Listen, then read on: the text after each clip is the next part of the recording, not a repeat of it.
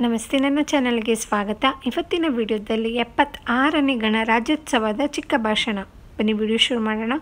ವೇದಿಕೆಯ ಮೇಲೆ ಆಸೀನರಾಗಿರುವ ಗಣ್ಯಮಾನ್ಯರೇ, ಗುರುಗಳೇ, ಪೋಷಕರೇ ಹಾಗೂ ಗೆಳೆಯರೆಲ್ಲರಿಗೂ ಶುಭೋದಯ ಹಾಗೂ ಗಣರಾಜ್ಯೋತ್ಸವದ ಶುಭಾಶಯಗಳು. ಮತ್ತೊಮ್ಮೆ ವೇದಿಕೆಯ ಮೇಲೆ ಆಸೀನರಾಗಿರುವ ಗಣ್ಯಮಾನ್ಯರೇ, ಗುರುಗಳೇ, ಪೋಷಕರೇ ಹಾಗೂ ಗೆಳೆಯರೆಲ್ಲರಿಗೂ ಶುಭೋದಯ ಹಾಗೂ ಗಣರಾಜ್ಯೋತ್ಸವದ ಶುಭಾಶಯಗಳು. ಗಣರಾಜ್ಯೋತ್ಸವವು ನಮ್ಮ ರಾಷ್ಟ್ರೀಯ ಹಬ್ಬವಾಗಿದೆ. ಮೂರನೇದಾಗಿ, ಈ ದಿನವನ್ನು ಪ್ರತಿ ವರ್ಷ ಜನವರಿ 26ರಂದು ಆಚರಿಸುತ್ತೇವೆ. ನಾಲ್ಕನೇದಾಗಿ,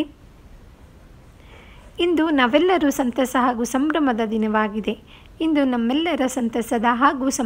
ದಿನವಾಗಿದೆ. ಐದನೇದಾಗಿ,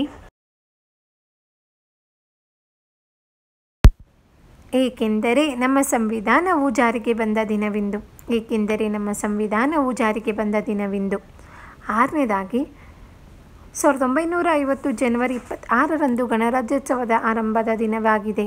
ಆದ್ದರಿಂದ ಈ ದಿನವನ್ನು ದೇಶದೆಲ್ಲೆಡೆ ಗೌರವದಿಂದ ಆಚರಿಸುತ್ತಾರೆ.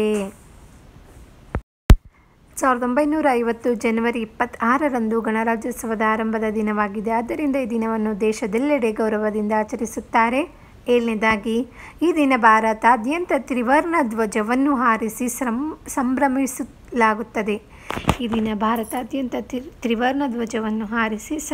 ಸಂಭ್ರಮಿಸಲಾಗುತ್ತದೆ.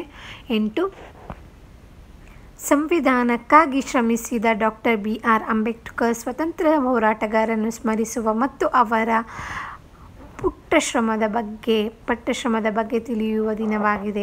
ಸಂವಿಧಾನಕ್ಕಾಗಿ ಶ್ರಮಿಸಿದ ಡಾಕ್ಟರ್ BR ಅಂಬೇಡ್ಕರ್ ಸ್ವಾತಂತ್ರ್ಯ ಹೋರಾಟಗಾರರನ್ನು ಸ್ಮರಿಸುವ ಮತ್ತು ಅವರು ಪಟ್ಟಶ್ರಮದ ಬಗ್ಗೆ ತಿಳಿಸುವ ದಿನವಾಗಿದೆ. 9ನೇದಾಗಿ, ನಮ್ಮ ಸಂವಿಧಾನವು ವಿಶ್ವದ ದೊಡ್ಡ ಲಿಖಿತ ಸಂವಿಧಾನವಾಗಿದೆ. ಇದನ್ನು ರಚಿಸಲು 2 ವರ್ಷ 11 ತಿಂಗಳು ಮತ್ತು 18 ದಿನಗಳು ಬೇಕಾಯಿತು. ನಮ್ಮ ಸಂವಿಧಾನವು ವಿಶ್ವದ ದೊಡ್ಡ ಲಿಖಿತ ಸಂವಿಧಾನವಾಗಿದೆ. ಇದನ್ನು ರಚಿಸಲು 2 ವರ್ಷ 11 ತಿಂಗಳು ಮತ್ತು 18 ದಿನಗಳು ಬೇಕಾಯಿತು. ಇದಾದ ಮೇಲೆ 10, ಕೊನೆಯದಾಗಿ,